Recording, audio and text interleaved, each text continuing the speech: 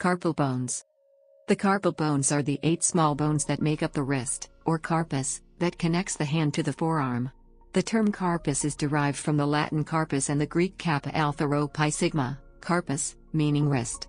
In human anatomy, the main role of the wrist is to facilitate effective positioning of the hand and powerful use of the extensors and flexors of the forearm, and the mobility of individual carpal bones increase the freedom of movements at the wrist.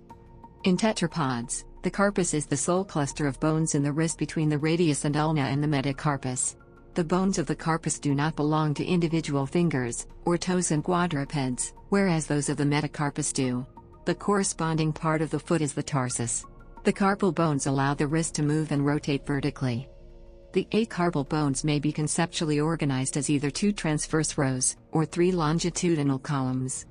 When considered as paired rows, each row forms an arch which is convex proximally and concave distally. On the palmar side, the carpus is concave and forms the carpal tunnel, which is covered by the flexor retinaculum. The proximal row, comprising scaphoid, lunate, and triquetrum, articulates with the surfaces of the radius and distal carpal row, and thus constantly adapts to these mobile surfaces. Within the proximal row, each carpal bone has slight independent mobility. For example, the scaphoid contributes to mid-carpal stability by articulating distally with the trapezium and the trapezoid. In contrast, the distal row is more rigid as its transverse arch moves with the metacarpals. Biomechanically and clinically, the carpal bones are better conceptualized as 3 longitudinal columns. In this context, the pisiform is regarded as a sesamoid bone embedded in the tendon of the flexor carpi ulnaris. The ulnar column leaves a gap between the ulna and the triquetrum, and therefore, only the radial or scaphoid and central or capitate columns articulate with the radius. The wrist is more stable in flexion than in extension more because of the strength of various capsules and ligaments than the interlocking parts of the skeleton. Almost all carpals, except the pisiform, have 6 surfaces. Of these, the palmar or anterior and the dorsal or posterior surfaces are rough, for ligamentous attachment, the dorsal surfaces being the broader, except in the lunate. The superior or proximal, and inferior or distal surfaces are articular, the superior generally convex, the inferior concave. The medial and lateral surfaces are also articular where they are in contact with contiguous bones, otherwise they are rough and tuberculated. The structure in all is similar, cancellous tissue enclosed in a layer of compact bone. Bones. Accessory bones. Occasionally accessory bones are found in the carpus, but of more than 20 such described bones, only 4, the central, styloid, secondary trapezoid, and secondary pisiform bones, are considered to be proven accessory bones. Sometimes the scaphoid, triquetrum, and pisiform bones are divided into 2. Development. The carpal bones are ossified endochondrally, from within the cartilage, and the ossific centers appear only after birth. The formation of these centers roughly follows a chronological spiral pattern starting in the capitate and hamate during the first year of life. The ulnar bones are then ossified before the radial bones, while the sesamoid pisiform arises in the tendon of the flexor carpi ulnaris after more than 10 years. The commencement of ossification for each bone occurs over period like other bones. This is useful in forensic age estimation. Function. Ligaments. There are 4 groups of ligaments in the region of the wrist. Movements. The hand is said to be in straight position when the 3rd finger runs over the capitate bone and is in a straight line with the forearm. This should not be confused with the mid position of the hand, which corresponds to an ulnar deviation of 12 degrees. From the straight position, 2 pairs of movements of the hand are possible: abduction, movement towards the radius, so-called radial deviation or abduction, of 15 degrees, and adduction, movement towards the ulna, so-called ulnar deviation or adduction, of 40 degrees when the arm is in strict supination and slightly greater in strict pronation. Flexion, tilting towards the palm, so-called palmar flexion, and extension, tilting towards the back of the hand, so-called dorsiflexion, is possible with a total range of 170 degrees. Radial abduction/ulnar adduction.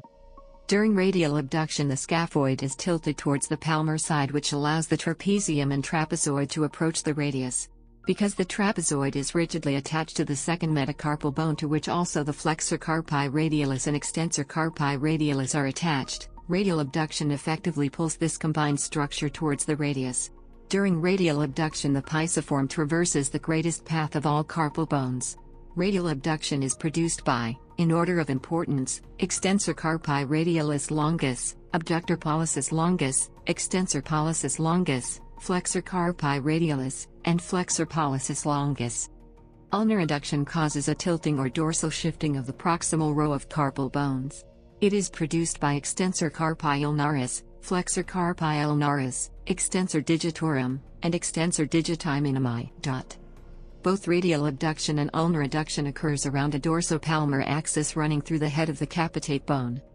Palmar flexion/dorsiflexion. During palmar flexion, the proximal carpal bones are displaced towards the dorsal side and towards the palmar side during dorsiflexion. While flexion and extension consist of movements around a pair of transverse axes, passing through the lunate bone for the proximal row and through the capitate bone for the distal row, palmar flexion occurs mainly in the radiocarpal joint and dorsiflexion in the midcarpal joint. Dorsiflexion is produced by, in order of importance, extensor digitorum, extensor carpi radialis longus, extensor carpi radialis brevis, extensor indicis, extensor pollicis longus, and extensor digiti minimi.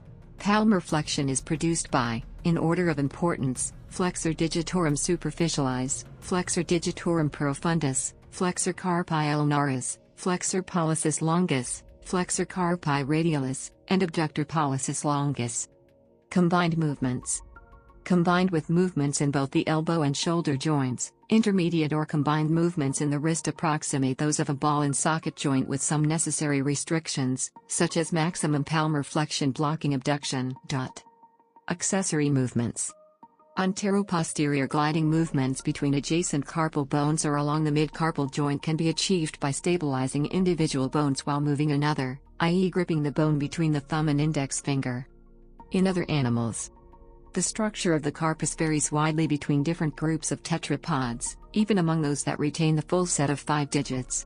In primitive fossil amphibians, such as Archaeops, the carpus consists of 3 rows of bones, a proximal row of 3 carpals, a second row of 4 bones, and a distal row of 5 bones.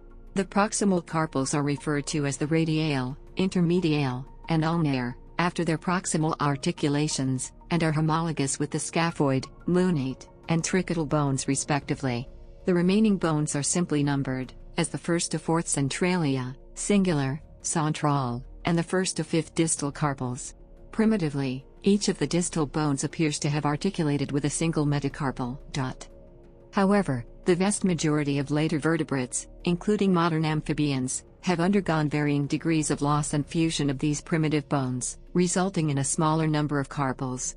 Almost all mammals and reptiles, for example, have lost the 5th distal carpal, and have only a single central, and even this is missing in humans.